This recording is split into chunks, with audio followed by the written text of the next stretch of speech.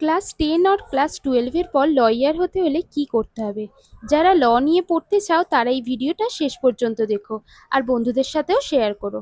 তো আজ আমার একটা কনফারেন্স আছে, তাই একটা quick get ready with me shoot করে নিয়েছিলাম। আর এই শর্ট কুর্তিটা যদি তোমরা নিতে চাও তাহলে কমেন্টে জানিও।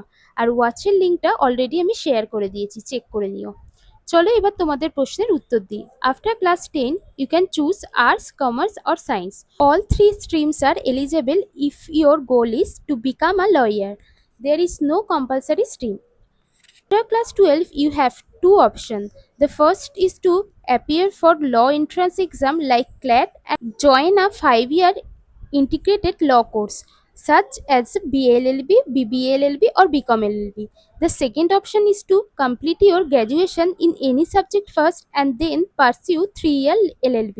আশা করি আজকের ভিডিওটা তোমাদের অনেকেরই কাজে আসবে। Follow for more litigation content. Bye.